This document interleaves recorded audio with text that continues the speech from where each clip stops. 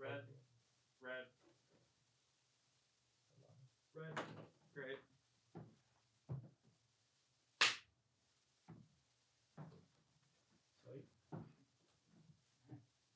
Ron? You're all set? All right, cool. Shervin, welcome to Break the Formula. Thanks for coming today. Thanks for having me. It's been a pleasure getting to know you. Coming in. What's up? Can I check one more time? Mic check 1 2 3. Okay, we're gonna try that. No worries, it's fine. Because I had the wrong paper. We needed to warm up anyway. Mic check 1 2 3. You can hear me? Yeah. Yeah. We're good. Yeah, Cool. I had two up before and I put down the wrong one. Uh-oh. Okay, Uh-oh. cool, great, awesome. Good to go. Shervin, welcome to Break the Formula. Thanks for having me. Yeah, no, it's been great getting to know you today. Coming into New York City, spending some time with you.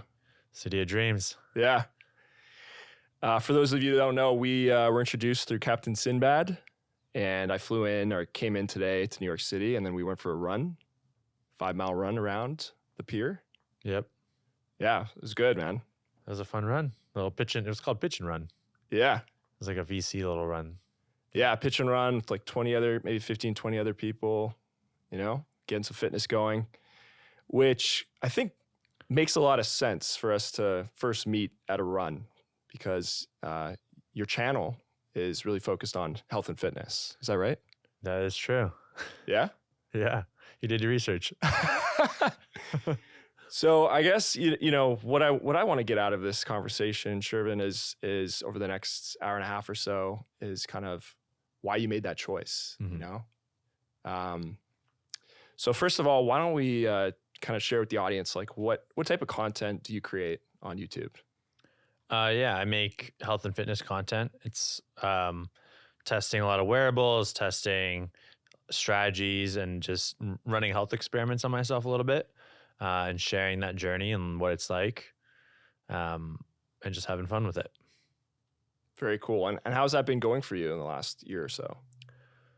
Pretty good. Like I enjoy it. It's been growing and nothing bad to say there. Like it's in the right growth trajectory. And I think it's just a matter of like making sure, it's trending in the right direction and continue making the right decisions to, one, keep it enjoyable, and two, keep it a real business. No, 100%. Yeah, I mean, Captain Sinbad, Nikhil introduced us. So shout out to Captain Sinbad for the introduction. Yeah, it's been good getting to know you. I think for me, what really stood out was really interesting was like coming to your place when I was dropping off my luggage in the morning, and just seeing your creator house. I think that was so cool. In New York City, I felt it was like, wow, the vibe is like immense here. It's amazing. You're like, how do they live in this small little apartment? Yeah. What's that like for you? And how did that come to be? Yeah, we all met kind of individually and just started to become close friends. And I think we all kind of were in the same stage of our creator journey. So we're like, hey, why don't we move in together? And we all kind of had leases that were ending around the same time. And we started to look at a place and we argued a lot. And then finally we chose this spot and that became like our place. And we've been there for a year. We got one more year. So we'll see what happens after that. But it's been a great way to just live together, create, and give feedback to each other. Yeah. Who are your roommates actually? I know I met one of them, but what do they do? Are they also YouTubers, and kind of are they in the same niche, different niche? Yeah, they're they're both, I would say we're more of like a collective and not like a classic creator house. Right. Because they're in different niches. One's like a lifestyle creator and the other one's more of like a business-y creator. Yeah. And we have our differences, but we also have the similar goals. Right. What are their names again? Colt, he does more lifestyle content, and then Tejas does more like businessy content. Cool. What are their channels called? It's just their names, Colt Kerwin and Tejas Heller. Yeah. Cool. Yeah. Maybe we'll link them also in the description as well, alongside your channel. Huh. So Shervin, I guess, yeah. What's your story? Yeah. Just free flow. What's your story? I guess. To this point. Yeah. I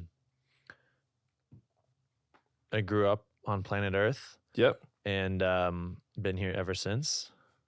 Right. Haven't made a trip to the International Space Station or Mars or the Moon yet. maybe one day. That'd be kind of cool. Yeah, I grew up in California. Studied computer science, did that for a little bit, was an engineer, and then left that job to kind of explore things. Explored for about a year, and then went into teaching yoga, taught yoga for a bit. After that, and went into like product management, and then after that, left that to focus fully on YouTube. It's kind of the super short gist of it. So you grew up in California, was it? Is it? Yes. Yep. Grew up in California. Where in California? I was in Southern California in Irvine. Yeah. Yeah. Huh. And why did you choose to study computer science? Like, was that just something you always were interested in, or? Yeah, I always loved like technology. I think just had a natural tendency for gadgets, electronics, and my parents wanted me to study something that would have a good career path, and that seemed to be the best mix of the two. Yeah. And then you studied computer science in college, was it? You said? Yes. Yeah. And where was that? Santa Barbara. Mm-hmm. So I went to school there, studied there. Yeah. And did you so what was that like? Did you enjoy it? Did you like your classes? Did you like college? Like, what was that experience like? It's like, I think it was a combination of things. It was a lot of hard work because, computer science isn't easy, I should say. So that part was definitely like academically challenging. And then the social side of it, being away from parents made it easy to have fun and be more social. So that was another thing to balance. And then for some reason, I decided I also want to do student government. So I was trying to balance 3 big things at the same time. So it was definitely stressful, but I guess I kind of enjoyed that chaos. Yeah. So you had a good time in college? I would say I maximized my time there for sure. Nice. You kind of mentioned like in college you were able to kind of get out of the house and kind of explore more social life and things like that. Like, would you say like in your childhood you were a little bit more reserved, or were you very social? Like, what was your situation like, kind of growing up? It was definitely more reserved, like more restricted, I would say, in a way. Yeah. So just having the freedom to be able to make my own decisions and kind of go off the rails was permitted once you're in college. There's no gatekeeper when it comes to your life decisions at that moment, for the most part. Yeah, I remember that too. Like in college, like it was the first time I was able to go on trips by myself or like with my friends, like without my parents around, and like that was super cool for me. Like, that was such a big kind of moment for my own development, right? Interesting. So, what's your background? I'm really curious. Like, what's your ethnicity and what's the culture that you grew up in terms of your parents and stuff like that? My parents grew up in Iran, and then they immigrated here probably like 50 years ago, more than that. And then I was born in California, and I think I was raised in a mixed cultural family in that way of being in the U.S., but also having parents that were born in a different country. So that was definitely a part of it, immigrant parents, living in the U.S., having a combination of like interacting with, American kids as well as like other kids who also had immigrant parents in the U.S. too. So that's kind of the background. That's interesting. Like, are you familiar with like Alex Ramosi? Yeah, I know who he is. Yeah, of course, right? We're great friends. No, well, because he's Persian as well, I believe. Yes, he is. Yeah, Iranian or whatever. And he talks a lot about the challenges he faced with like his father and his family and stuff like that. I mean, I don't know. Like, can you relate at all to his story? I don't know if you've followed his story. Or... No, and now like I know who he is, but I don't know his story. Okay. So maybe I need to learn more. Like, what was that like? I'm curious. I think he said that he felt a lot of pressure from his father to succeed, but in a very specific way. I think it might have been to be a doctor or consultant or something. And then his story was he was very break the formula in that he left his consulting job, I think, within the first year of graduating college, and just literally moved to California from, I think it was like DC area or Maryland area. And then basically just launched his own gym and was like living on his gym floor for a couple of years until he built up Gym Launch, which he ended up selling for like 20 million or 30 million. So he had a lot of issues with obviously his parents not approving his choice there. Yeah, that's interesting. Yeah, I want to read more about that story now. I'm curious. Yeah. Yeah. Yeah. But for yourself, I mean, yeah, obviously not to go too much into it, but like, I guess, yeah, what was that like for you, I guess, growing up? Like parents or what exactly? Yeah, just like parents, family, I don't know if you have any siblings or. What was it like growing up? It was like a classic childhood, nothing crazy. Yeah. I don't know. There's just so many things that happen. Like, how do you pinpoint one thing, or how do you? I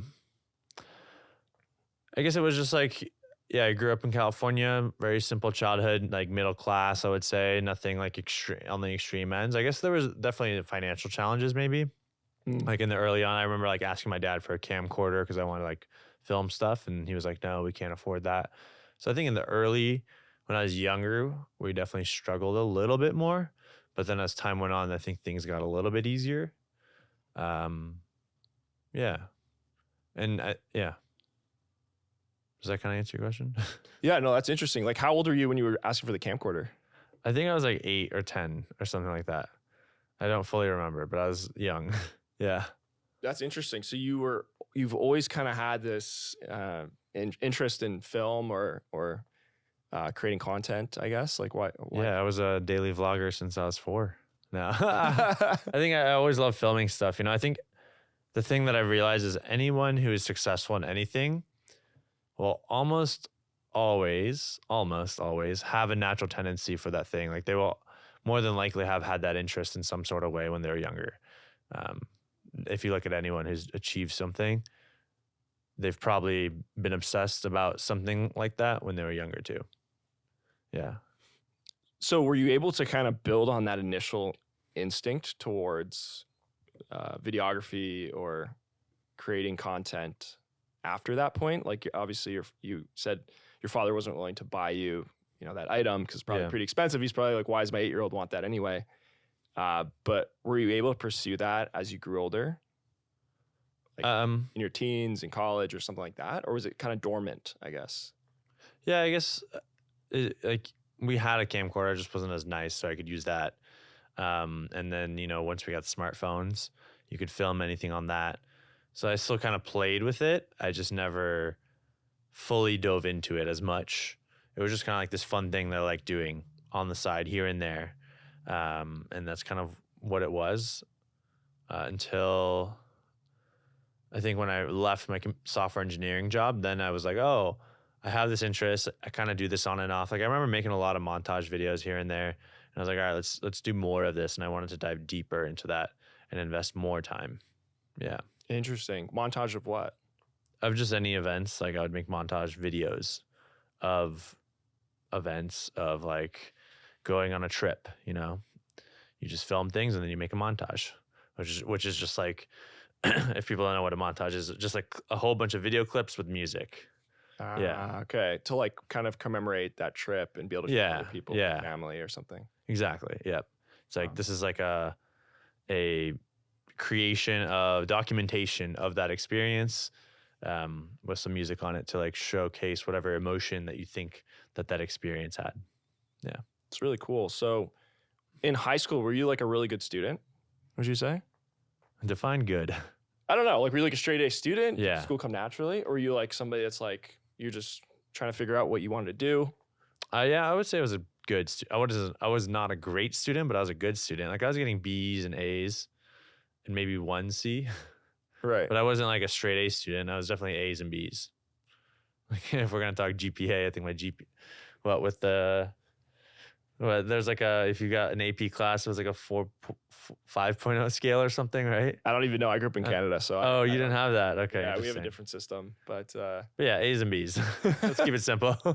Okay. And then, but you really had an interest in computer science and you felt like it was a good career path. So you're like, let me study that.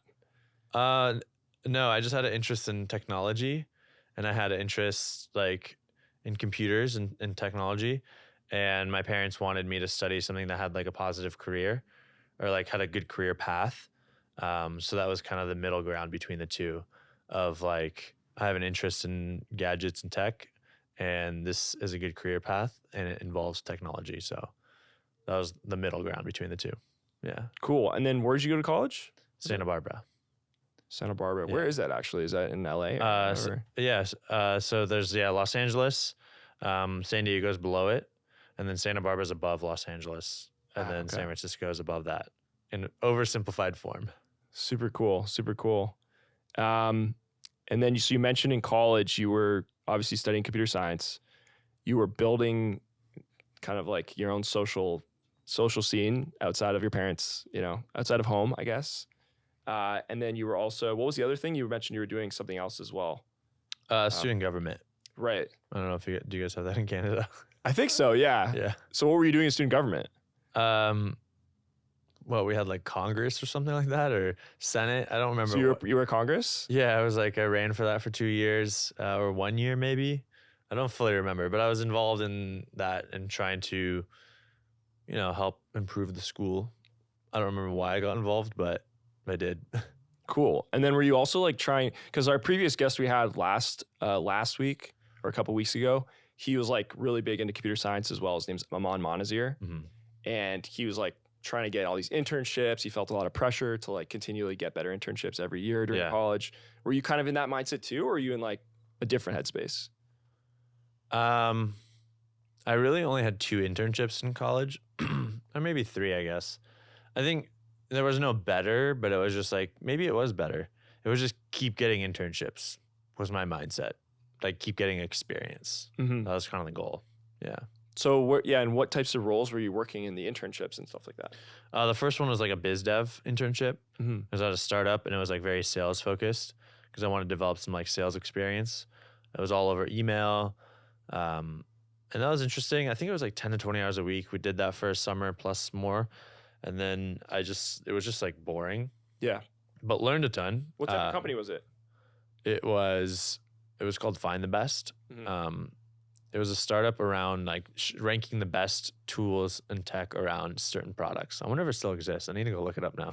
I'm pretty sure they got bought out and maybe like disappeared or something, but the talent probably got acquired. But yeah, did that. And it was just kind of like a blog style website. Yeah. And they got paid on affiliate. I'm guessing. I'm not. Yeah. I'm like trying to think like what the business model was, but I was too young to be aware of all these things. But that's kind of interesting because I think you've talked about this in some videos. Like I think affiliate is your biggest income stream now. Yeah, it's definitely. I would say it's I think all my percentages were off because I was trying to do my taxes and we were trying to figure out what percentage is what. But yeah, affiliate I think is it's definitely a bigger chunk. So it kind of goes full circle. Like your first internship was potentially something along those lines with tech and potentially affiliate. No, and it was about finding the best of X products. So I'm kind of doing reviews in a way. So yeah, I guess in theory I'm kind of in that same space. Cool. Okay, so you did that, and then you did another internship. You said in college. I did two more software engineering internships. Yeah. And how were those? Like, were you working like tech startups? Were you working like big tech? Yeah, one was a tech startup, and the second one was somewhat bigger tech. Both like SaaS companies, software engineering positions, and then the third one, first was a startup. The second was big, and then the second one I kind of stayed with after the internship and went full time. Which company was it? Citrix. I don't know if you heard of them. Yeah, I think aren't they from Canada originally or no? Or am I off on that? I think they're in Florida. They're in Florida, okay. Yeah, they owned a subdivision called GoToMeeting. Have you heard of that? Yes. Yeah, so they used to be what Zoom used to be before Zoom existed. They created like the first video meeting calling ever, and they were pretty big. They were the biggest. I worked there, and then the division got sold off. They were going to spin it off first, and then they sold it off to another company called LogMeIn. So now LogMeIn owns that specific division. But that's when I left, when that whole thing like transpired. So wait, how long were you working there? With the internship, maybe like 2 years, maybe something like that. 2-3 years. Yeah, maybe. And did you like it, or what was the situation there? I liked it. Yeah. I think it was fun. Like it was like very corporate-y, very easy. Pretty big company, right? Like a couple thousand employees maybe, or? Yeah, I think it was like 10,000 employees. Mm-hmm. But we were like in a specific division in our office. Like we were in the Santa Barbara office. So it was still big, but it wasn't. It was the biggest company in that city, but there was a company that was just so big, like you didn't interact with a lot of people in the other divisions as much. Yeah. So you did that, you said, for a couple of years, including your internship. Mhm. And then what happened after that? Like, were you still doing computer science or programming? Yeah. So that's when I left that job, and I kind of traveled a little bit. I was like, I'll take a year off to kind of find myself. The classic millennial thing. So you were like how old? Like 24, 25? Shoot, I need to do math now. Approximately. Like a couple years out of college, right? Yeah, I think I was 23, 24. Yeah. I think I was 24 maybe, Okay. late 23. Probably 24. Yeah. Yeah, and I left and did that, and then yeah, that was like what, 24 to 25, let's say. I was just kind of like no job, figuring things out, doing whatever seemed interesting. Yeah. Why did you do that though? Why did you take a year off? Because most people would say, "Oh, you've got to keep working your way up." Yeah. Yeah. Well, I think the thought of like, oh, I'm doing everything that my parents told me to, get a good job, get a good degree, buy a house, have kids. Like I was on that path, and I was like, well, why am I doing this? I want to try something different. So that's kind of why I decided, all right, let's just, like, I have the privilege of having both my parents. I have the privilege of having parents who could sustain me if needed. mhm. So why not use that to my advantage and take a massive risk? Yeah. Yeah, no, I respect that. I was pretty similar. I left my job, my corporate job, in kind of like investment banking stuff around Yeah. 25, like 2 years in. I left that job. Because you said you was that the same time you went and road tripped or motor tripped? Not quite. I actually did that right after college. Okay. And then, so I did that for like 6 months in South Okay. America, came back, worked for 2 years in a corporate job in Toronto, Yeah. and then left that at the 2-year mark. Okay. Yeah. Nice. Huh. So how did that happen though? I'm actually really curious because you're like working at this pretty big company. You probably have like a pretty good job. You're in Santa Barbara. Yep. Probably a pretty good life, I'm assuming. Yeah. And then like, how was that for you to actually, like, did you quit or was it a layoff or like what happened? Like, I quit. right. I'm trying to think. I think I remember really wanting to be laid off, but I was switched to a different team, and I was like, I don't really want to do this job anymore. And I was like, all right, I'm just gonna put in my 2 weeks, and I quit. But I was really hoping they laid me off because then I'd get severance. Right. I could travel the world a little bit longer, but I didn't I didn't get that lucky opportunity, I guess. Right. So you quit. Were you nervous? Did you have a lot of savings at the time? Like, what was your thought process at that point? I think everyone's nervous when they quit, right? Yeah. I think if you're not nervous, maybe you're just built different or there's something else. Yeah, I was definitely nervous. I think it took me a while too. I think it was like 6 months of like journaling to finally make that decision. And yeah, it was nervous. I was nervous, but at savings wise, I don't think I had a lot. Like maybe I had like $10,000 in the bank, but in my mind that was enough because I was gonna move back into my parents and I would just figure it out. Yeah. That's fascinating. So you had 10K, you quit your job, and did you end up moving back in with your parents? Yeah. So that was, yep. I think my lease ended or was ending, and I was like, let's just quit right when my lease ends. So I timed it. So my 2 weeks notice was on the last day of my lease. And I just moved back in with my parents, and then I just traveled for a little bit, and then I came back, and then I kind of just explored and did whatever felt right. Yeah. And your parents were like, what were they saying at that point? Because they're like, what the heck? Or they were like happy to have you back home? Or I think they were happy to have me back home, but at the same time, like, what are you doing with your life? Like, you need to have a job. yeah. But, when the kid goes off the rails, what are you going to do? Like, I guess you could yell at them or try to force them to do something, but I don't think they were as pushy as other parents. I think I was more aggressive in terms of like, this is what I'm doing. Like, you can't tell me what to do. How did you have like the courage and conviction because you mentioned you did 6 months of journaling Yeah. and stuff like that, but like, yeah, what led to that decision, that firm decision to say, I want to take time off and just have my own time? I think it was the journaling was a big part of it. It's like self-reflection, I guess. Yeah. Like thinking about why do you want to do it? Tim Ferriss. Do you know who that is? Yeah, He has something sure. called fear setting. Have you heard of that? I have. Yeah. Yeah. So fear setting is where I might butcher this, but it's like you state all the potential upsides, all the potential downsides, and then how to mitigate. I guess best case scenario, worst case scenario, and how to mitigate the worst case scenarios. So I did that fear setting, and I think that kind of helped me get over the edge of like, okay, let's make this big decision. Let's make this big change. And I think it's an extremely valuable tool. So if you haven't done fear setting, highly recommend. If you're trying to make a big decision where it's like starting a job, leaving a job, ending a relationship, moving to a new city, whatever it is. And what kind of like made you come to that conclusion? Like you did that analysis following Tim Ferriss's approach, I guess, did some journaling. Like, were you just not happy in the city you were in? Were you not happy in the job? Did you feel like there were some experiences you had missed that you wanted to do? Yeah, I guess it was happiness. I think it was I didn't love the work. Like I was like, this is okay, but I wasn't like obsessed. Mm-hmm. And I wanted to find something I was obsessed about.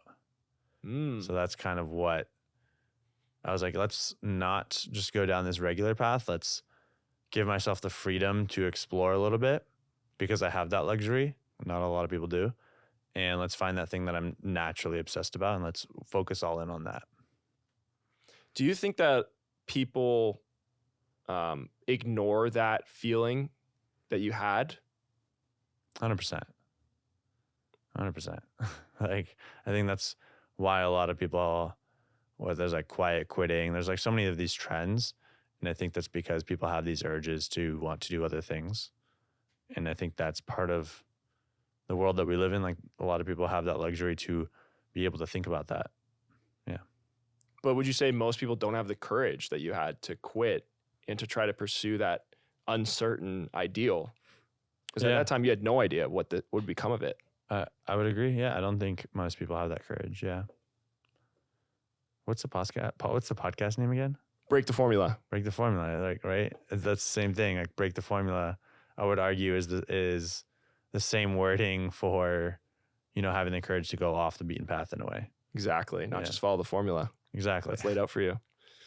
Dude, that's super cool, man. Like, I think it takes a rare person to be able to do that, personally. Yeah. Even though, like you said, it's not the most risky thing in today's society, especially if you're lucky to have a family that's willing to take you if everything goes wrong, which I had the same as well. I was lucky to have. So I think that's super cool. Did you feel like during the year that you took off that you were able to kind of find that? Like, what did you find out about yourself when you took that time off? And what did you experience? What were some key highlights for you? Yeah. Watching a lot of YouTube.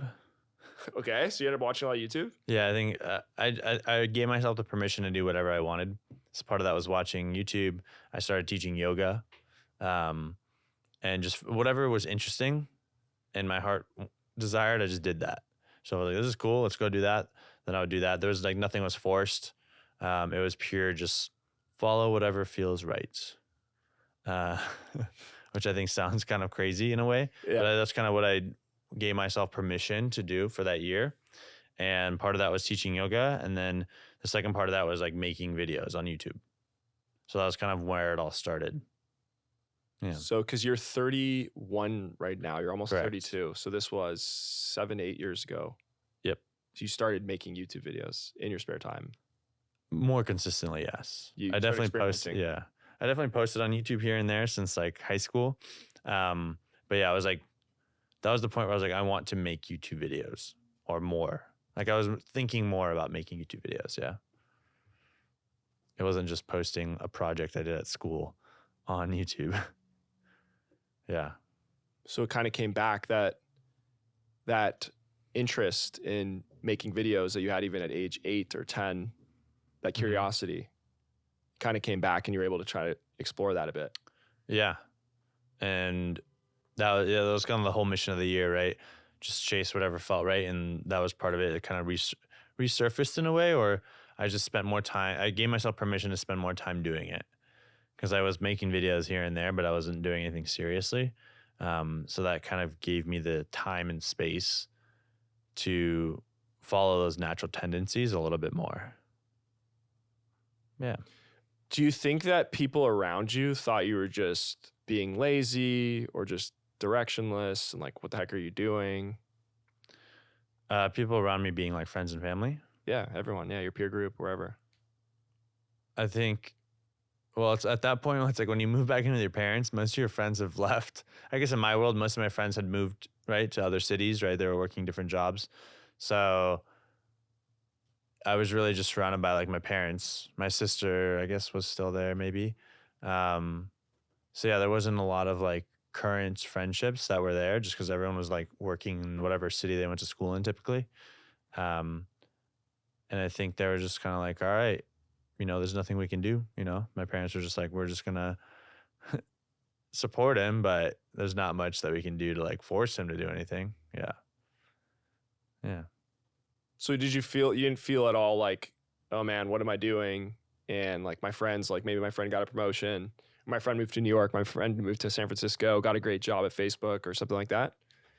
I think at that time, no, because I didn't want that. Right, I left that world. I consciously chose to leave that world, and those were not the things I wanted. Like I was literally leaving a job, not wanting to get promoted. So I think I was like, if people are doing that, good for them. Like that's not the path that I want. So it didn't really bother me because I had made the conscious decision that I did not want to be in that journey. Yeah. And then, so you said you were doing these YouTube videos. Were you traveling a lot during that time? Or are you in California back and forth, or kind of like, what were you up to? Yeah, I traveled a bit here and there. Like the first Yeah. time I traveled, I had a friend's wedding in India, so I traveled there and around Asia. I went on like a retreat in Nicaragua, came to New York. I did a whole bunch of traveling on a budget as like a college student type of thing, hostels, friends' places, and like trying to do it without spending any money. Yeah, so it was kind of like a mix of being at my parents' house plus traveling, because like you can't, I think when you're an adult, living with your parents can be challenging, Super tough. Yeah. Super humbling. Yeah.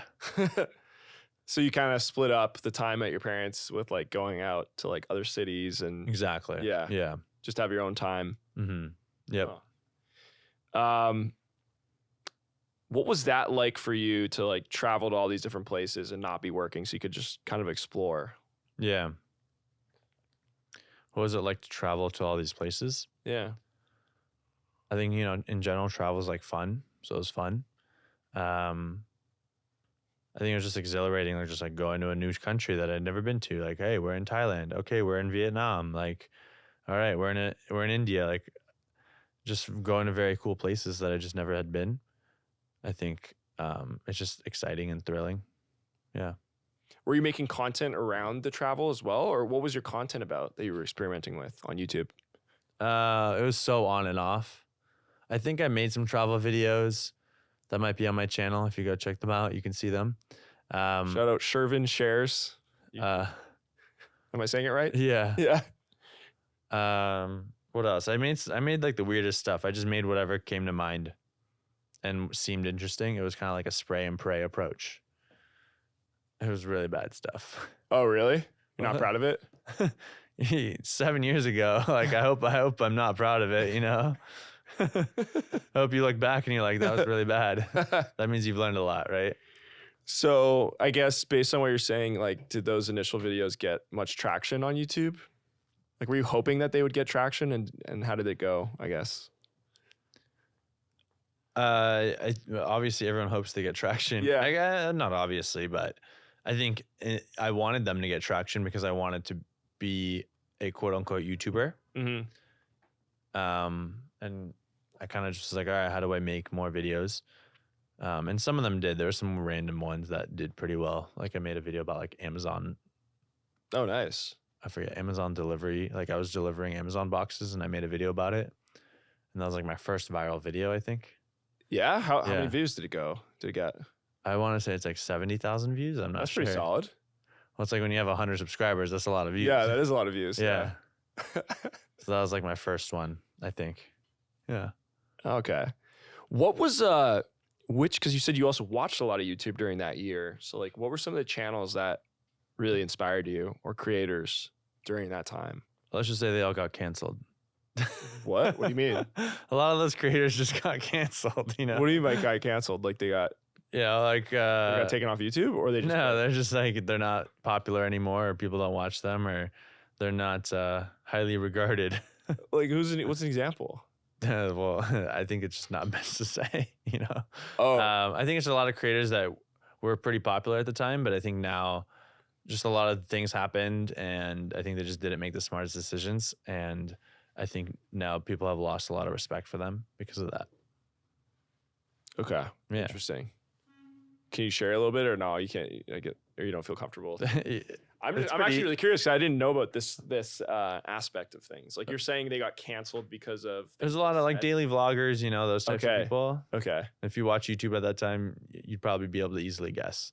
Yeah. got it. Yeah. Interesting. And they got kind of punished for things they did or said. Yeah, I think the actions and like how they behaved, and yeah, I think over the years, they just started to make less and less intelligent decisions over time. Mm-hmm. Yeah, Interesting. But they inspired you at that time. Those channels. I think there's definitely a level of inspiration of like, you know, when you're a creator and you're able to get to that size. Like Casey Neistat would be a great example. He's a really good creator. Yeah. Definitely an inspiration. And he still posts semi-regularly, I guess. Yeah. Right? He lives in New York City, clean slate for the most part. Yeah, I would say he's an inspiration. And definitely like a lot of creators like are inspired by him for sure. Yeah. That's cool. So you're doing all this traveling. So you quit your job. You move in with your parents, kind of traveling a little bit as well. You got 10K approximately, give or take. And then what happened? So a year goes by, and did you just run out of money, or? No, I was like trying to find ways to make money. Yeah. I was making a lot of videos. YouTube became the focus. Like I was like, making YouTube videos is going to be the thing. It's not a matter of like if, it's a matter of when. And I was also teaching yoga at the time, so I was like, those were the two main things. And then yoga just became a bigger and bigger part. I was working part-time. That became almost full-time, I think. And then it did turn into a full-time role. And then I became a product manager at the yoga company. So that kind of became a bigger piece, and YouTube became a little less. And I just kind of used all the money from that job to pay to create YouTube videos. And then at one point I was like, let's leave that job and focus on YouTube. Whoa. So where was this yoga company? I started teaching back when my parents lived in California in Orange County. Yeah. So I started just teaching there, like a couple classes a week, and then it became like 4, and then 8, and then 10. Yeah. Wow. And were you always into yoga, or is this something like relatively new at that time? That was like an acquired interest at that time. I was like, I want to do something healthy, fitness related. And I don't know why I chose yoga, but I was like, oh, it might be cool. And it just slowly became a thing. That's crazy. Yeah. You just started it after quitting, around the time you quit. I'm trying to think. One of my friends was like, let's go to a yoga class. And I was like, no. And then we went to a yoga class together. And then the rest is history. Yeah. And then you became like a straight up yogi. Yeah. I think his name was Stefan. I don't remember. I should figure that out and thank him. Shout out to Stefan. Yeah. For starting a new passion for our boy here. Yeah. That's pretty cool. Okay. So you were doing the yoga stuff. And then what do you mean by product manager? So how did that go? Oh, shoot. Do you have a tissue by chance? Yeah, that's good. You got a tissue for this guy? The podcast is so good, my nose started bleeding. No, this is fine. Yeah, it's all good. Yeah, we're chill in this podcast. We're,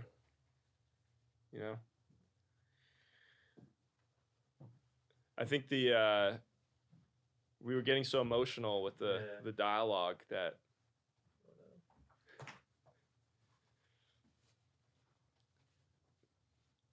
When we talk about yoga, it brings up all the emotions. Yeah. You all right though? Yeah. Is it? It's the cold air in New York City right now. It just dries out the nostrils, eh? Exactly. That's wild. And he left it on you too. Our switchboard guy just left the camera right on you. Exactly. You all right though? Yeah. I just don't want to get Yeah.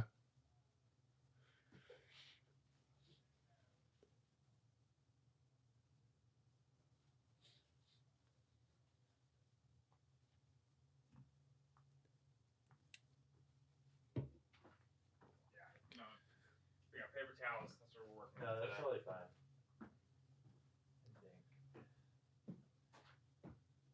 It's all the fish oils, all the supplements, blood super, all the marathon training. Your blood super like, you know, Thank you.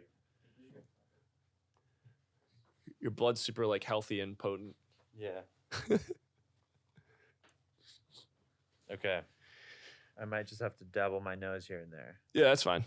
We'll just go with it. If that's okay with you. As Yeah. long as you're okay with it, yeah.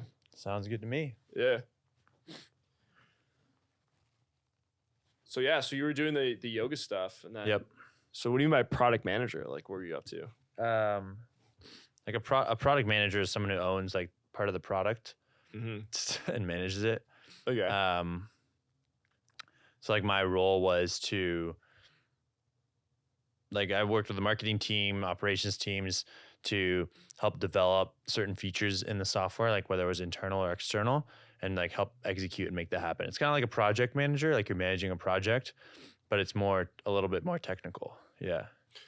So you're saying like that yoga studio created a software they sold to other studios? No, like Or- so they have like a scheduling platform, right? So like there's software that manages the classes, there's software that manages email marketing, there's software that manages like there's so many pieces of software that go on behind the scenes. So it's like helping with that essentially. For that studio. Yeah, for the company that manages all the studios. Oh, so how many studios do they have? 100 plus. 100 plus. Really? Yeah, they're like the biggest yoga chain. What's it called? Core Power Yoga. Oh yeah, of course. Of course Yeah. I've heard of that. Yeah. Oh, that's cool. So you were like an instructor at one of the locations of Core Power Yoga, Yep. and then you were able to use that opportunity to. I Go. worked my way up the ladder. No, sort of, I guess. Are they headquartered in? They're in Orange County? Denver. Oh, so they're not even. Yeah.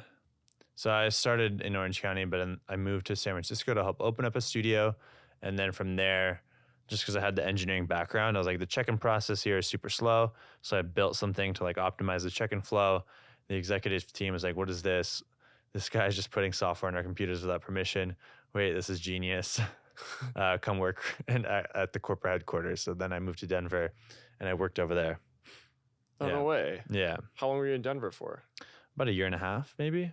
Yeah, maybe less. I don't fully remember. Wow. Yeah.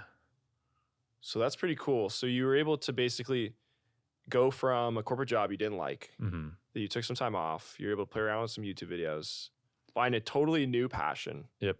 of yoga, and then basically somehow figure out a way. You became an instructor, you helped open up a new studio. So now you're getting into like opening new stores or new studios, and then wrapping in your talent for coding back into your hobby or your passion. Exactly. Yeah. Huh. Yeah. That's pretty cool. You just gotta lean into whatever seems interesting. You never know what's gonna happen. All right. So then at this point, were you like super happy? Because you said you were there for just a year and a half in Denver at the head office of Core Power Yoga. Like, why did you kind of leave at that point after your I think I went into that role with the intention of learning and with the intention that I was going to use all the income to pay for the YouTube channel. And I guess the question was, why did I leave that role? Yeah, because like I assume that was your passion at that time, at least. Yeah, it was like I liked it, right? It wasn't love. It was like the same thing with like software engineering. And I think at that time, like the pandemic hit, and I left Denver, and I went back in with my parents to save some more money again, and then I moved to New York, and then things were opening back up again. So then they were like, "You need to come back to Denver," and I was like, "Nah, I'm good." So then I left that job, and I went all in on YouTube. Yeah. So you went back to your parents because it was COVID, so you didn't have to be at the office in Yep. Denver. Yeah. And Like- then you went to New York. Why'd you go to New York? It's the city of dreams. I think anyone who wants to do anything really big. They could do it in New York. Exactly. Yeah. Like the level of serendipity and the potential opportunities for craziness is all here. So you just like, because had you visited New York a lot, or you just came? I had actually, yeah. Yeah, I because you said you'd gone during your travels. And, Yep. Okay. Yeah. I had a friend who lived here, and I'd visit her like 3 times. I think I visit her every year that she lived here. And I just fell in love with the city, and I was like, I would love to live here, but it was just so expensive. Mm-hmm. But then I was like, why not? You know, like what am I waiting for? Yeah. So that was kind of like your dream that you were thinking of like coming to New York. You're just waiting for the right moment. I think I love the go, go, go mindset. And that's New York. Yeah. Yeah, I've noticed that about you. It seems like you always have a lot of stuff going on, which is cool. Yeah, I love it. Yeah. I don't know. I think, which is interesting, because then I forget that some people don't live that life. Because then sometimes someone will call me and they'll be like, super relaxed. And I'm like, I don't know. They don't realize how much stuff is going on a day to day. Like for me, it seems normal, but for other people, it would probably be like, I can't handle this. Yeah, they'd be overwhelmed by your daily schedule, probably. Yeah, probably. But for you, it's normal now, kind of standardized. I like it. I think that's why. Yeah. That's pretty cool. So you came to New York, you said just after COVID. So was this like 2022 or something like that? I think so, yeah. And then you were working remotely still, but then the company wanted you to go back to Denver. Mm-hmm. And you're like, hell no. You know, in a respectful way. Yeah. Yeah. And I wanted, like the whole end goal was YouTube, right? That was kind of like a stepping stone in a way. And I think I had stepped on that stone, and it was time to go to the next thing. Or I guess go all in on YouTube, which was the final step. So during those like number of years that you were working at the yoga company, what was your YouTube video output like? What were you creating at that point? I was creating a variety of content. It was definitely like, that's when the whole wearable fitness content started to become a thing. And I think I started to become more focused and more like, all right, I kind of know my target audience. I kind of know who I'm making videos for and what I'm making videos about. So I started to get a little better at that rather than just making videos about everything.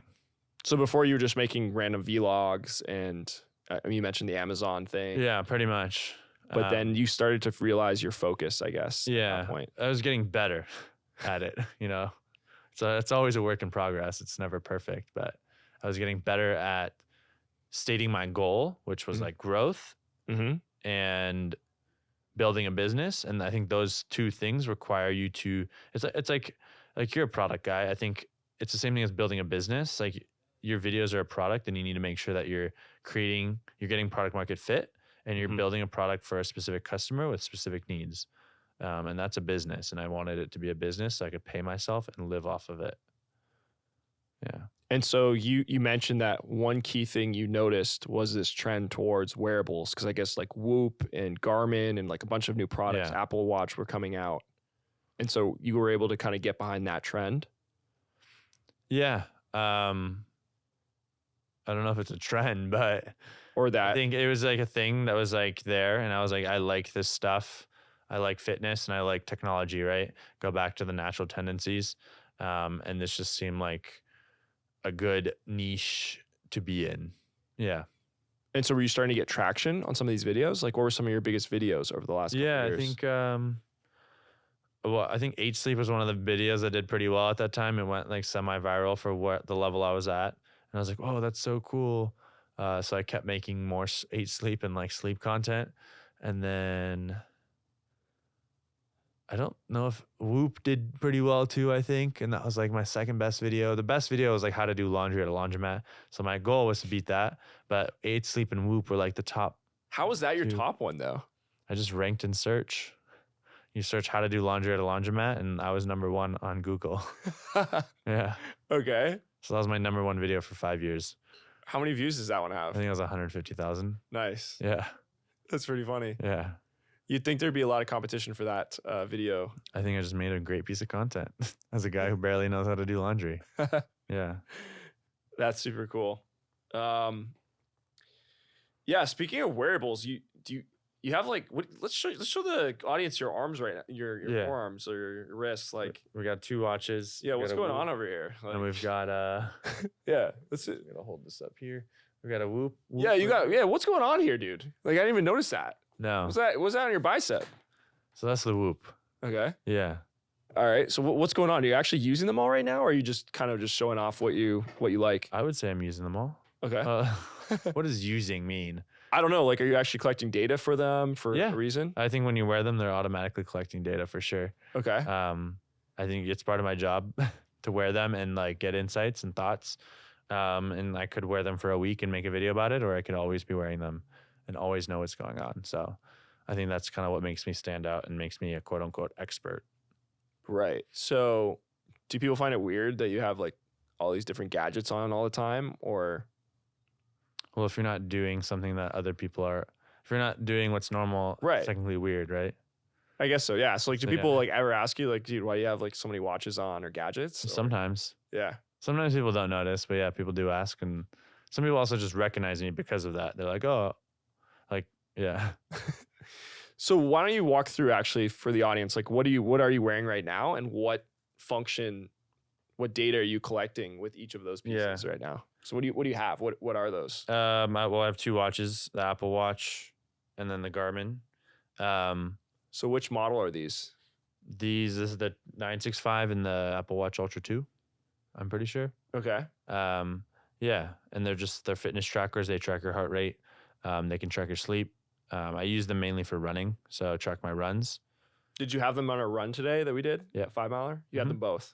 I had a different Garmin on, but You had a different Garmin. yeah, Okay. yeah. So you have Well, it's multiple my job, Garmin. you know? Yeah. I have like 20 watches probably. Wow. Okay. Yeah. This is like I review watches. Yeah. So I have almost every watch that you can think of. Every fitness, health-oriented watch. Pretty much, yeah. Yeah. Every major brand, the most popular brands and their most popular watches for that brand. I probably have it. Yeah. And then the Whoop, are you even supposed to wear that on your bicep, or is that just for fun? That's a great question. You can wear it anywhere. It's like a Whoop advertisement. You got Whoop underwear, you got Whoop shorts, you got Whoop t-shirts. Wait, what do you mean? So you can wear it anywhere. Like they have specific clothing, so you can wear the Whoop anywhere you want. Like I think even the clothing is called Anywhere because you can wear it anywhere. And it'll Get it? monitor the same data? Yeah, yep. It's just it's a tracker, right? It's reading your heart rate, blood oxygen, skin temperature. Like it's all based on your skin, so it just needs to touch your skin. Holy crap. Yeah. That's pretty cool. Okay, so that's interesting. What are some of the biggest insights you've gained from all these tracking softwares and hardwares that you're using all the time? Like, has it helped you materially in your own fitness and your health journey? No, I think they're all toys. Okay. You know, So they're not necessary. I think, yeah, if there's a specific goal you're chasing after and there's data you need to measure, then yeah, use the tool to measure that, right? Don't just buy a hammer because you think a hammer's cool. Well, maybe you like having a shed of tools, like I do. I have a shed of tools, and there are a bunch of watches. But you're gonna buy a hammer to put a nail into the wall. So it's the same thing. Like you're gonna buy a running watch to track your runs because you're training for something specific and you need to hit distance, pacing, whatever it is. And it's easier to do that than to use Google Maps and pen and paper. So like in that regard, like use the tool if it's going to help you optimize something or track something that you need for a specific goal. Yeah. I think, yeah. Without a specific goal, right? Yeah. You're not really like, what are you doing? Unless it's just curiosity and fun, then sure, that's fine too. I want to dig more into that. I'm really curious. I do want to understand a little bit your evolution from a YouTube perspective, because you were able to become a full-time YouTuber. When was this? When did you actually kind of quit your job and become a full-time creator? 2.5 years ago, 3 years ago. November, I quit. I want to say it was 2 years ago. November 2021? 2022. 2022. Is that 2 years? That's a year and a half from today. Is it? Yeah. My math is way off. A year and a half ago. Maybe it does not feel like that. It might be a year and a half, maybe. Yeah, I mean, you've been doing a lot, Yeah. so it may feel like 3 years. But Yeah, it does squeeze feel it like in 5 between. years. Yeah. So something like that, a year and a half, let's say. And then were you getting major traction on your channel while you were doing it part-time, or did it really blow up once you went full-time? 2021, that's when I quit. Okay, so it's November 2021. So almost 2.5 years ago. Yeah. Okay. Sorry, say the question again. When did you start getting traction? Traction? Like a lot of traction on your channel. Was it during when you were working part-time? Yeah. Or was it actually when you just went full-time? That's when you started getting What does traction mean? Or how do you measure traction? Relative traction. Like from where you are today, where was most of the gains? Was that Yeah. after you'd left? Like views, subscribers, money. All the above, yeah. Yeah, I think so. Like, this is something I talk about a lot. Is how do you measure? Like, success is very vague, right? How do you measure what success means? It's the same thing with like traction. Like, traction is pretty vague. It's like, how do you measure that? And I think it's really important to understand like what your goals are, and measure to that, right? If I want to run a mile under 5 minutes, like I'm not measuring my resting heart rate, right? Like that doesn't matter.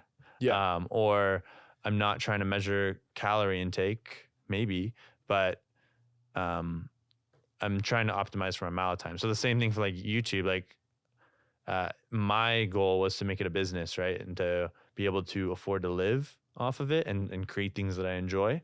So my metric was like revenue. Like, how do we make enough money to be a real business?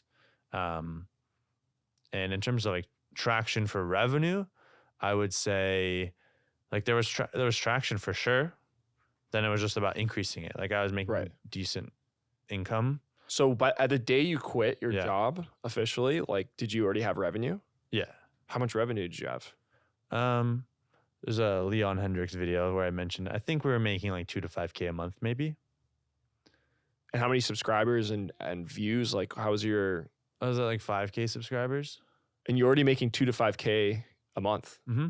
How did that happen? How was that? Just a lot of illicit. No. It was like through product reviews. Like, what's interesting is like product reviews, you don't need to get a lot of views. You just need to make videos that are valuable. And then people will typically, if they're interested in buying it and they decide to buy it because of your video, then you can make money that way. So you don't need a lot of views to make a lot of money. I think that's a common misconception. So, and I guess, so for example, your subscriber count was like 5K, but certain videos, I'm assuming, got many more views because it's keyword based videos, right? Where people are searching like Apple iWatch and then they're buying them through your video. Correct. Yeah. Got it. Yep. That's that's like the typical SEO affiliate marketing strategy. And I think that's kind of what started my YouTube channel. Yeah. That's pretty crazy though. That's crazy. You're making like, that's because typically when I think about break the formula with most people, I think like once you hit a point where you have like 4K probably a month revenue, then that's like, as long as it's like pretty recurring, you can kind of consider whether you want to leave your job. So like you were kind of at that point almost. Yeah. I think it also depends on where you live, right? Yeah, of course. In New York, it's a lot harder. Yeah. And how much savings do you have? Like there's so many factors, like how confident you feel in that number, staying consistent. If it's like multiple revenue streams, if it's like just one, like if that one thing disappears, you're done, right? If it's multiple, there's less likelihood. There's just so many factors that it's hard to say like one number is the right number or not. But Leon was really, I think he also helped me quit my job. Like he was a big influence of like, man, what are you doing? Like clearly you know what you want. Clearly it's working. Like, don't you think if you spent more time, it would improve? And I was like, yeah, you're right. But it was just like fear, fear holds us all back. Shout out to Leon. Yeah. So I'm actually really curious about that. So you met Leon here in New York? Or no, I think we just met online. So you met online and then he was starting to kind of like mentor you a little bit or just as a friend. I think he was a YouTube creator. He is technically. He's got what, like 600,000 subscribers, maybe more? I don't know. Something like that. Yep. He quit YouTube. Oh, he did? Okay. I don't know. I don't think he actually quit. He's like quit, but he didn't quit. No one ever quits. Yeah. By the way, he may be on a future episode. It's just where because no one knows where he is right now, or I don't know where he is right now, but Yeah. in some location we may. Hope you get him. Yeah. Yeah. What was the question? How you met him and how Oh. that kind of. Yeah, I think he was like making a video about I'm helping my subscribers, and he's like apply or something. So I was like, all right, why not? And I was like, here, I applied, and I think he like put me in the video. There's like 3 of us. What video was it? It was like helping strangers or helping my subscribers achieve something like that. I don't fully remember. It's one of his older videos. And then you became friends with him because you were on the video, and you kind of, or you became. Yeah, I think we kind of became acquaintances a little Yeah. bit, and slowly, like, I'd like to say we're friends. I don't know. We don't talk on a consistent basis, but I Yeah. can text him and be like, "Yo, I need help with this," or if he texted me, I'd be happy to help him. So, I think we're on a good level. Yeah. And he encouraged you. He's like, you should just do what you want to do, quit your job, and become a creator. Yeah. Yeah. He was just like, he didn't say that directly, but he's just like laying it out. Like he would ask the questions, right? Be like, well, how much money are you making? What are your what's your risk profile and things like that. And just leading me to the conclusion that like, this is kind of the obvious answer. What are you doing? Type of mindset. Yeah. But like, dude, you were in New York. Your rent and your cost of living is probably pretty high at that point. Yeah. Like, were you even able to kind of pay your bills or? Yeah. Yeah. I'm sure. Yeah. I think. Well, how much was my rent? My rent was like $1,000 a month. How? How was it only 1,000? Maybe it was 1,600.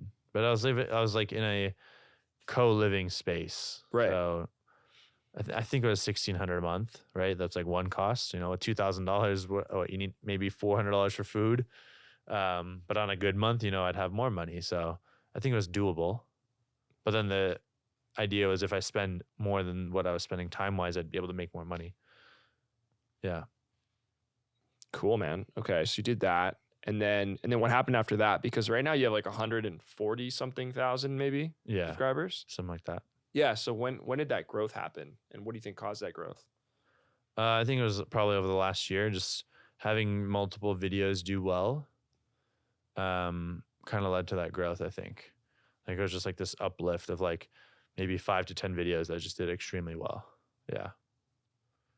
What kind of videos were these? Like reviewing different wearables and fitness challenges? Yeah, it was more just challenges. Like one was like, I replaced my iPhone with an Apple Watch. Zone 2, like 3-month experiment, testosterone experiment. A lot of these videos did really well. And then there's like, I tested the top 5 running watches. There's things like that kind of were like really understanding my audience, understanding their desires, their needs, and what kind of content they wanted, and making videos for them. That's really cool. Do you feel passionate about these types of videos, or is it more that these types of videos are getting quite a bit of traction and you're also able to get money from them through affiliate? It's all driven by money. I think it's a mix, right? It's yeah.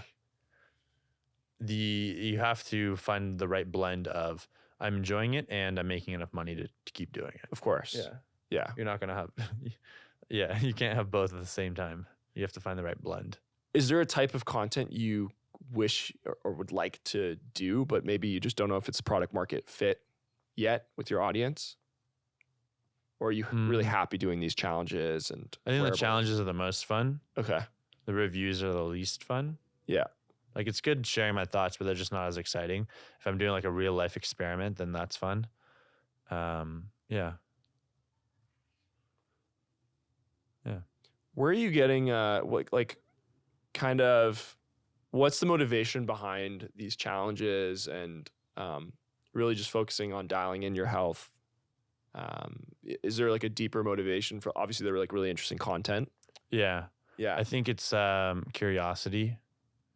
Like the testosterone one, I was just like, oh, I listened to a Huberman podcast about, hey, this will increase your testosterone. And I was like, well, Tonga Ali, was it? Or? Yeah. Okay.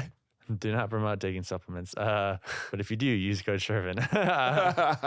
I think it was that. And it was just like, does it actually work? So then doing the actual experiment and then sharing the journey of like what happened to me, and not saying that that's going to work just because it works for me doesn't mean it's going to work for you. But I enjoy doing those types of things just because I want to learn, like, does it work or not? is, do you think part of it is the fact that now, like, we're both pretty much the same age, right? You're turning 32 in a month, I think, and I turned 32 like a week ago, maybe. Yeah. Do you think part of it is because like now we're in our 30s? It's almost like a fight against mortality kind of thing, trying to stay as young as long as you can. Because I certainly feel that way sometimes. Yeah. Yeah. I don't know if I'm chasing immortality, but I'm just chasing curiosity. Like increasing your testosterone is not going to make you live longer. I think if you actually increase your testosterone, it might decrease your lifespan, right? If you take steroids and things like that. Yeah. So there are some longevity experiments potentially, but I haven't really done anything that is in that direction. Yeah. That's like seeking to live longer. Maybe the zone 2 stuff, but I think that's all performance based. Yeah. I think the zone 2 though helps with the longevity though. Yeah. There's certain ways of doing it that are beneficial for longevity, but then there are other ways where it's not going to be as beneficial for longevity and it's more for performance. Yeah. So for somebody that's in the audience, maybe they're somewhere between age 25 to 40. So they're not in that invincible 18, 20-year-old stage. Yeah. Like they're kind of getting a little bit older. Maybe they're working a 9 to 5. They have a pretty sedentary lifestyle and they're trying to basically get a hold of their health and try to improve it. Like, what are some of the things that you would recommend for somebody to start with? Obviously, like in terms of exercise, but also, you know, maybe some of these gadgets that they could use, get familiar with to help them in that journey. I think the first thing is subscribe to Shervin Shares. No. Yeah, no, for sure. Okay. Always be plugging. Yeah. We'll put the link in the description. No, I'm kidding. Subscribe. And also buy as much as you can through his affiliate link. I hesitate to say that you need to buy products. I hesitate. Like so many things that you can do for your health are free. Right. Don't chase buying things and don't chase. Yeah, I think anything. But you should give a tip at least, you know, because it's like, that's your thing, right? You're the expert in it. So that's what I'm saying. The first part is don't buy things. Like the tip would be like, it's like adherence. It's not about buying products. It's not about investing in an ebook or buying a course or buying a fitness program. It's about adherence. So I think it's like figuring out who you are, and who your personality type and like what it takes to build habits and then working towards building a habit, because like adherence to a program is the most important thing. And I think it's so easy to be like, I'm trying to optimize, but that's not the problem for most people. If you're just getting into it and you're trying to build the foundation, adherence is priority number 1. Yeah. Which gadget would you recommend though? Or what use case could you propose to somebody? Obviously with adherence in mind. It's very specific to what you're trying to adhere to, right? Because it's very customized, right? If you're someone who grew up as a runner and like maybe you don't have a lot of muscle mass and like you want to build more muscle mass just to help increase your longevity, then I would pick a device that helps you be adhered to like strength training programs. So what would be an example of that? Like if you're willing to invest in a remote personal trainer, the Apple Watch has great remote personal trainer apps that make it easy to adhere to the program. Mm-hmm. So like using that. If you have more money, then it's like buy a phone with video calling, so that way you can have a trainer to call you. And if you have more money than that, then just hire an in-person personal trainer to be with you for every session. Mm-hmm. And then if it's like cardiovascular training, then it would be any wearable that measures your heart rate and you can see the heart rate while you're training. So that would be like any smartwatch, any fitness watch, or it's your iPhone with a chest heart rate strap. So there's a lot of different ways to solve the problem that's specific to you. And it's just about how much money you have and what the problem is you're trying to solve for. Do you find a lot of variance in quality of features and the data itself between like a $150 wristwatch, like a digital watch, or like a $1,000 Garmin or Ultra iWatch or whatever? I think like the Apple products are pretty good when it comes to heart rate monitoring. And I think you really just need pretty good. You don't need the best. You don't need perfect. You just need pretty good. And a lot of the newer watches from most of the other brands are pretty good as well. So it's just about finding the ones that are pretty good and just buying that. but I like Apple just because I know that most of their new stuff is pretty good. That's good to know. It's good to know. I remember when I first got my Garmin, I got a Garmin, I think it was like a Phoenix 6 back in 2021 when I was started to do zone 2 training, cardio and stuff like that. I did my first marathon in 2021 as well. And I just remember when I was able to actually see my heart rate and realize like how elevated my heart rate was when I was running. I was basically running way too fast. And I was like, okay, I have to dial this back for most of my workouts because my recovery was suffering. Yeah. Like that was really cool. And then also to see like my lap times and everything all in one place, which before I didn't really do that. Like it was actually pretty cool. Yeah. See, like in that way it can be valuable. Did you ever get obsessed, and did it ever mess up your training? I don't think so overall. In fact, I liked with Garmin that they would recommend a workout. Like sometimes I would plan, but sometimes I'd be lazy or I'd be traveling and I wouldn't have a workout routine for the month. Yeah. And then it would just tell me based on my recovery and my past workouts, it would just recommend like do a 30-minute easy run that day or do sprints. So that was like really helpful with my adherence, just to like know what they recommend at least I should do. And then it was really motivating for me also to see like the weekly stats, like how many kilometers or miles I ran, what zones I ran in, like anaerobic, high aerobic, low aerobic. Yeah. So like, I guess, whatever you measure, it's like, it's hard to optimize something you're not measuring, right? Even in business. That's a key principle. So what gets measured gets managed. Exactly. That's it. Right. Yeah. So yeah. So for me, like that's been a game changer. I lost my charger. I've been traveling, so I haven't been using my watch the last couple of days. Yeah. And I kind of miss it, but I use my phone, I guess, but it doesn't have the heart rate, obviously. Yeah. So, yeah. You got to get one with like a 30-day battery life. Yeah, Exactly. Yeah. Cool. How do you see your content evolving? Like, I'm sure, like, do you ever feel like you're running out of ideas for content? Because like right now you're doing you're doing some challenges, and then you're also talking about like certain gadgets and technologies. Like how is the idea process for you, and how do you think that's going to evolve? I definitely don't run out of ideas. I think as a creative, like there's endless ideas. The hard part is filtering them to make sure that it's either on brand or that it's going to perform well.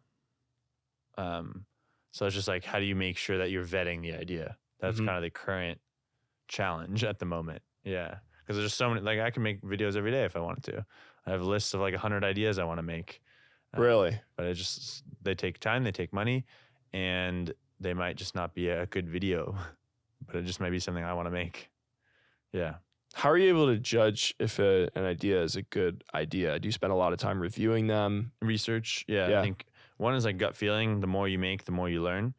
And then the second is like research. Like, can I put data behind this idea and prove to someone that I think it's going to work? Like, can you actually be confident and pitch it to someone and say, this is why I believe this idea is going to work? Like in the same way that you would create a business plan, it's like you're kind of creating an idea plan of like, this is why I believe this idea would do well.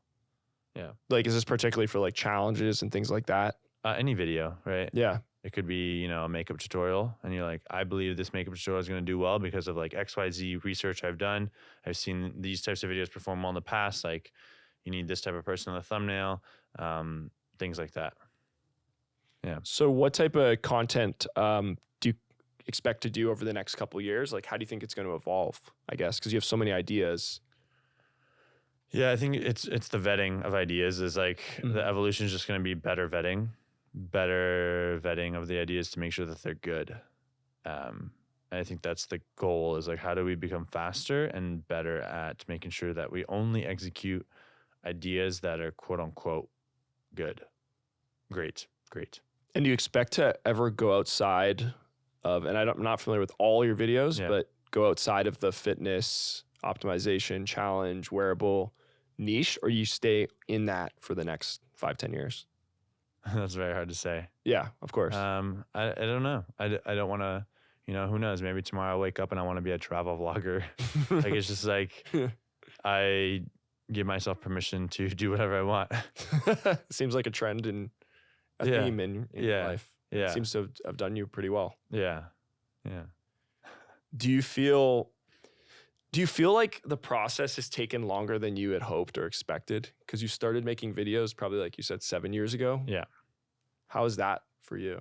the process being like going full time? Is it like hitting an X marker? Like what is taking too long in terms of, or relative to what exactly? To your own internal goal setting that you had or ideas. Yeah, I guess I don't have a timeline. So for me, it's hard to say like, oh, it took too long or it went too fast. Like there is no timeline of I want to be here by this time. So there's, I don't measure it like that. I think that's a risky thing to do. Like you have to be in it forever. There is no timeline. So would you say that at this point, at least, you would hope to be a creator for the next? Forever. Yeah. I think in anything that's like entrepreneurial and creative, if you're not in it generally forever, like you're not going to be successful in it. That's my belief. I think like you don't have to be in, I don't have to be my current channel as it is today, but I have to be in the creator world for the rest of my life if I want to be a great at it. I think that's how anything works. It's going to take, 10,000 hours plus to be great in whatever thing you want to be in. And I think you have to be committed to it for the rest of your life. How do you stay passionate and excited about this? Because you've been doing it full time now for 2.5 years. You've been a creator now for more than that, part time as well.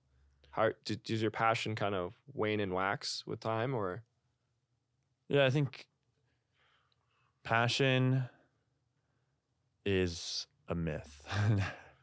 But that's interesting because you said the reason why you've chosen this path is I don't know if it was the right word, was passion. Yeah. But it was kind of what made you come alive or something like that. Yeah, I think it's like enjoyable, right? I think so many people think that because you choose something, it's going to be fun all the time, but it's not. You're going to have your ups and downs. Like, last week I was like emotional breakdown. Next week it's like I'm on top of the world. Week after that, emotional breakdown. So, but I enjoy the roller coaster because I'm a masochist. Yeah, I don't like. There's no passion. I think is just overstated in our culture at this time as something that people should chase. Chase your dreams, chase your passion. Yes, to an extent. Like it's going to be enjoyable. There are going to be more positive moments than negative moments. And like, I love the journey. Yeah. That's a great place to be. So I guess right now in terms of your business, because you talked a lot about how one of your big goals was to have revenue. Like revenue was a really key metric for you because that would allow you to continue to be a creator sustainably without having to go to another job. Correct. Right? How is that for you now? Like how has revenue changed? Yeah, how's revenue going in terms of, because you have costs obviously in creating content, you've living a life here in New York City. Yeah. It's like it's very easy to spend money. So it's very important to keep making money or spend less money. There's just so many things that I can do with more money. It's like, all right, we have bigger ideas, bigger things that we can do. So it's just being intelligent with how money is spent. And I think that's a never ending learning process. And it's like, it's a business, right? You need to make sure that you don't spend more than you earn. And with a creator business, it fluctuates, right? I know January, February are going to be the lowest income months of the year. But then like November, October are probably going to be the highest. And why is that? People buy things less, right? Advertisers are spending less. So you have to weather the winters. You can't just be like, oh my God, I made 10 grand. Let's go spend it all. Like you might need to save that. So that way next month when you don't make any money, you can keep going. Yeah. So that's pretty wild, actually. I think it's like with any business, right? You need to make sure you're not spending too much money. And what are your main costs for your business? Payroll and videographers, editors, anyone else who helps out on the team, one-off contractors, and then production costs like equipment, certain things that, buying products if we need, going places if we need. Videos can cost a lot. What do you think the average cost is of video for you? This is like a broad estimate, but maybe like $2,000. If it's like a complex video, probably. Yeah. And then like how do you ever calculate like per video? I guess it's hard to say because the videos, they persist forever and they're consistently bringing in views over time, right? Well, it's like Yeah. some videos, like I had one video where I was like, oh my God, this video is going to get 1 million views. Great idea. We're going to make $5,000. It didn't made $500. So you kind of lost money on that one. Yeah. So like that's right. You're taking risks and you're going to lose sometimes. And that's part of the process, right? That's why you need to make sure you have enough cushion where you can take risks. And that's kind of like how the business works. It's kind of like a game in a way. You have this many chips and you can spend some, and then some of them might never come back and some of them might multiply. Yeah, man. No, it's kind of similar with this podcast concept, because I probably average, when you take in all the costs I incur for each episode, at least till today, this is episode 5. It's not that many, but I probably average at least like probably 2K as well. Cause like travel, studio, editing, all the other aspects of it. So yeah, no, it's, and I don't get any return right now. Yeah. We'll see where it goes in the future. Yeah. No, it's tough. How do you think about that? In terms of like, you're putting in a lot of time and money into this content. Some of it pays off, some of it doesn't. Kind of like, what keeps you motivated? Like what are you expecting? What do you think can come of this? I think it's the forever game, right? If you're playing the forever game, then you're fine. I think it's like I might not make money, but I'm building a brand. So in that regard, like we're winning. It's not, you can't measure that. Yeah. Yeah. So that's like, it's like, as long as we're building this quote unquote brand, which some things are immeasurable, then like we're in the right direction. And like with that, I'm fine with that. Yeah. Yeah. And you've seen a lot of growth even in the last year. You've grown subscriber count by what, over 100K? Yeah. I'm a big believer. Like I talk about this a lot too, is like subscribers are bullshit. Yeah. Like I think it's a metric that a lot of people look at and say, oh, this means success or means more money, but like it's all bullshit. But it's it's a metric that people look at, and I've learned that it's important, especially for like brand deals, or people view you differently because of that. So like yeah, well in that sense, then I should and I do need to care about it, because it's like, it's kind of like how you dress, right? If you dress a certain way, people will judge you. So subscribers is kind of like how you dress. So I need to make sure that my outfit looks good, even though the outfit doesn't showcase who you are as a person. Right. But yeah, there's been subscriber growth. But it's like, that's not my goal. 2, I think the number just doesn't really matter in this world anymore. Like we don't go watch someone's content because they have more or less subscribers. Like most people consume content that's fed to them by an algorithm, and they pick, or they're swiping. So it's just about making good content. It does create social proof though, I think, especially if you go from in the 10Ks to hundreds of K subscribers, right? Where new viewers might respect you more and give your content a chance more. Yeah. But like on the YouTube, like the 75% of YouTube traffic is on the YouTube homepage, right? And you don't see the subscriber count when you're on the homepage. You just see a title, you see a thumbnail, and you click on the video that seems interesting. And then once you're in there, yeah, you'll see the subscriber count. But the most important thing is make really good content that's going to get you on the homepage. It's going to get clicks, and then people are satisfied with. And that's a really important metric. Like I know people who have like 1 million subscribers, or like 200,000 subscribers, or 500,000 subscribers, and they'll post a video and the video doesn't get a lot of views. I think the more important metric is like, how many views are you getting per month? And like, what's your average views per video?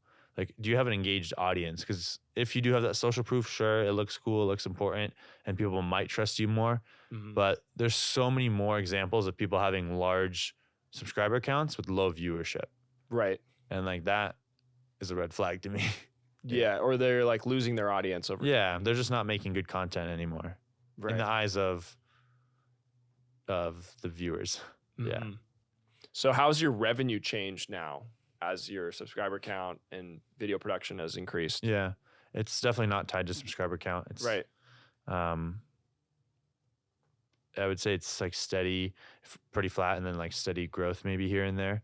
But yeah, it's, people think, oh, you have more subscribers, you must be making like 10 times more money. But it's not like that at all. It's like, if I'm making videos that drive revenue, then yeah, those videos are making more money, but the subscriber count has not really impacted that revenue growth at all. Interesting. Like one of the affiliate brands, we've like done really well. And I think last year we like for the past 2 years, it's been flat in terms of like average sales. And my subscriber count is 10x. Can you share the brand, what the brand is, or no? I'd rather not. Okay, that's fair. Yeah. Okay, that's fair. And you know what's interesting is that, so like for example with Captain Sinbad, Yeah. our mutual friend, I noticed that he'll get income from sponsorships, but in your case, it's actually the affiliate link, right? So do you Mhm. ever get sponsorship where you shout out the brand in the Mhm. video or incorporate it in your video and you get paid a flat fee, or Yeah. it's only based on traffic? I've done sponsorships too. Like that's a Okay. percentage as well. Yeah. But it's like they don't really add a lot of value to the video, right? If you're watching a piece of content and there's a sponsor in the middle, like I can even see in the retention graphs, like it drops no matter how good your integration is, unless it's like very well done where it feels like it's part of the video Mm-hmm. or it is part of the video. Then most people tune out. So I just don't enjoy doing that as much because like I want to make the best video. I don't care about the money as much. Mm-hmm. Yeah. Do you incorporate the affiliates in the video, or you just have the link to each affiliate in every video and just people will click it randomly? It's incorporated in the video. So like if I do testing the top 5 watches, put the links, like people are already coming for watches. So like they're more likely to buy the watch. Or if it's like specifically a Whoop video, like they're coming to learn about Whoop, Mm-hmm. right? They already have, they're trying to make a purchasing decision. Right. And like I'm that last thing of like, do I or do I not? Mm-hmm. And my job is to provide the authentic experience. And if they trust my opinion and they want to buy it, then they can click the link and buy it. Yeah. Does that mean though that, so what happens if you have a video that's not related to like Whoop or a product? Then there's no Whoop or product link. Like that's just the video that doesn't have an affiliate link. Yeah. Huh. But you said affiliate is your main income source Yeah. right now. Well, it's like, yeah, a lot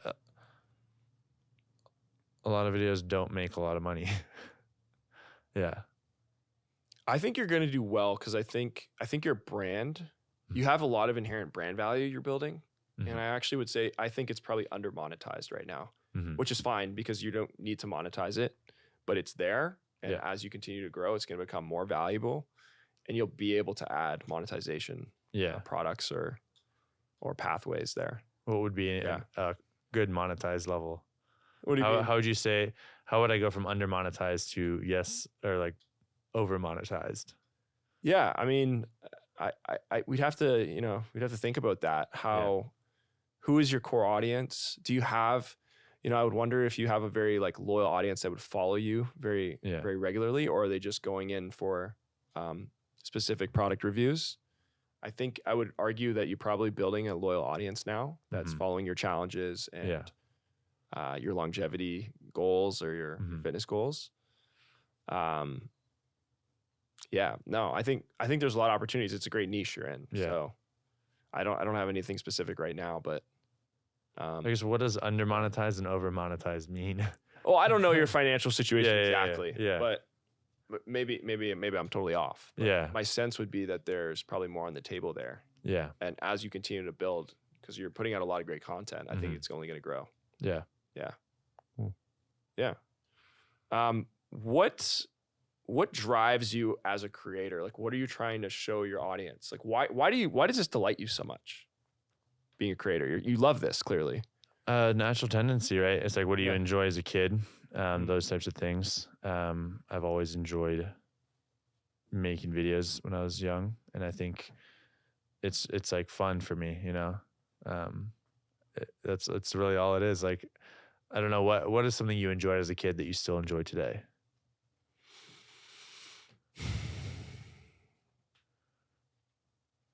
I don't know. I've always liked business. I've always liked commerce. Like I just Yeah. remember as a kid, I would just be like trading stuff at the lunch table. And do you feel like you're trading today? Yeah. Yeah, so it's like the same thing. Like it's just something you've always enjoyed, and you still enjoy it, and I assume you're still doing it. So that's really all it is. It's like always enjoyed it. There's no way to say why, but it's just something that you just like. I love the word natural tendency. I think there's a book about it, but it's like you're just always just like pulled towards it for some reason. Yeah. So for you, it's the act of creating video content. It's just something I enjoy. Yeah. It's like fun, like maybe someone enjoys eating ice cream. I enjoy eating ice cream. Like that's what I enjoy making videos. I think, yeah, like the question that you're asking, a lot of people ask like, oh, how do I become more motivated? Or how do I think when you're asking that question, it's clear that you don't enjoy it. So it's like, don't do that anymore. That's what I would say. Yeah. Like if you're struggling for motivation, Yeah, then don't do it. Like you just shouldn't it's do clearly it. not, yeah. You're not built for it. Find something else. So would you say that a lot of successes or people rising in certain domains, do you think that's just they were born with it kind of thing? No, I think there's probably two factors. One is like some kind of trauma. Mhm. Or they're Okay. just like they're trying to prove somebody wrong. They have a chip on their shoulder. Yeah. And there's probably some of that in me too. But there's also like the side of it where they do enjoy it. Like maybe they enjoy problem solving. Like look at Elon Musk. He has like he's the CEO of 3-4 companies. Yeah.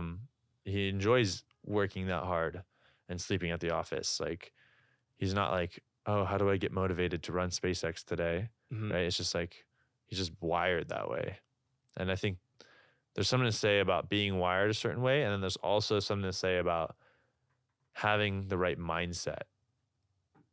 Right? Maybe you are wired and you just haven't fully connected the dots or haven't fully put in the work, because it does require, everything requires work. Like you need to build those habits. Right. Yeah.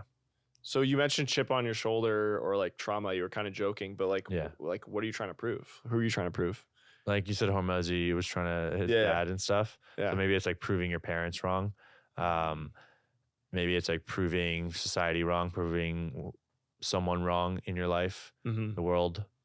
I think it's probably one of those aspects. Do you think your parents doubt you or doubted you in this path? Probably. Mm. Yeah, probably. If they Mhm. didn't, I'd be like, interesting. Yeah. So now you want to prove them. You want to say, hey, I made it. I think to an extent, yeah, I do want to be like, look what I built. Like you thought it wasn't possible. Like I made it happen. Yeah. Yeah. I remember in the episode we did with Captain Sinbad with Mhm. Nikhil, he said a key moment that happened in his life was when he was able to send his dad a Stripe monthly summary of when he made over 100K in a month Yeah. on his channel.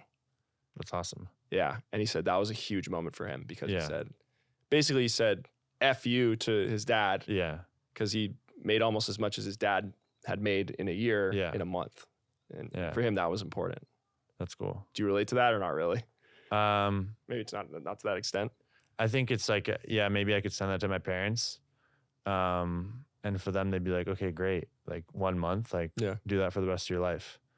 It's like 1 month doesn't mean anything. Like, sure, you can make a lot of money once, but if you can't sustain a living across your entire life, like, what does that mean? Like that 100 grand can be spent like that. So it's like, what does that really mean? I think they believe it's really about sustainable and money over a long period of time that can support your life. Yeah. What are some video ideas, if you don't mind sharing, or some experiences you'd want to document over the rest of the year that you're excited about? Like right now I'm doing an omega-3 challenge. Okay. So just taking fish oil every day. I think I'm doing like 2.5 or 5 grams. So like gonna make a video about that. And share my blood work before and after. Running a marathon, sharing that experience. Trying to make like a documentary about it. Lots of like testing and things like that. Yeah. Do you think that this trend will continue towards more quantifying health through wearables, through biomarkers? You mentioned blood testing, Mhm. biomarkers. Like, do you think this is a trend that's going to continue? I think probably. Yeah. It's like trying to think like we measure like in businesses, right? There's KPIs, there's a lot of metrics to make Financial statements. Yeah. Even. To make sure the business is healthy and running. So I think the same thing with our life. Like if we can find tools that will passively measure our bodies, then it's like, why not, right? People can live healthier lives. Yeah. Have you thought about the current healthcare system in the United States or just in general? Mhm. Do you have any thoughts on that? Any critiques on that? I to don't be think improved? I'm educated enough to like make a comment on that. Right. Yeah. It's expensive. I pay way too much. I think I pay like $800 a month for health insurance. So like, yeah, I don't know. It's expensive. That's And my- do you feel like do you feel in some ways that some of the exercises you're doing and some of the biomarker testing, et cetera, is that maybe even helping you more than the traditional healthcare system? it's so hard to measure these things that I don't think that there's an answer. Like, yeah, I could sit here and say yes, and yes, I could sit here and say no. I mean, do you feel healthier since you've kind of started this journey of really focusing on your healthcare biomarkers and things like that? Feel healthier. Do you feel healthier? Have you been able to quantify it? Like, Well, like feeling healthier, like I could say I feel anything, right? I don't like. Am you I have the data. healthier? You have the data Yeah, as well. yeah. But then, like, what is healthy becomes the bigger question, right? Yeah. My testosterone goes from 600 to 800. Does that mean I'm healthier? I don't think so, because though both of those are in the healthy range. But Mhm. technically, I'm healthy no matter what. I think I have habits that are better for my overall health for the most part. Yes. And it's reflected in the data as well. Yeah, I would, like, for example, like drinking alcohol. I don't drink as much alcohol as I used to in college. And like you can, if you have a wearable, you can see how bad it is for your sleep. So like that would be a very specific example of quote unquote being healthier. So your sleep quality's improved. I think, yeah, when you drink alcohol, your sleep is just destroyed. When you Mhm. don't drink alcohol, your sleep can be better. Yeah. What do you wish or what do you hope that your audience gains from your content? Do you have like a mission behind it? Do you have something you want your audience to kind of grasp or learn from your content? Yeah, it's probably just living a healthier life, which again is very hard to measure. I think it's like being happier and healthier, just overall in a general sense, like making better decisions. I think that's the goal. I don't have a fully outlined vision or mission, but I hope to one day. But I think it's just like I want to share things that are interesting to me, and I hope that helps inspire others to be better versions of themselves. Yeah. I think that's a great way to end off the episode. So, Shervin, appreciate you coming in, Well, thanks for sharing having some me. insights with us today. Yeah, So, this was fun. all right, man. Well, thank you. Thank you. All right.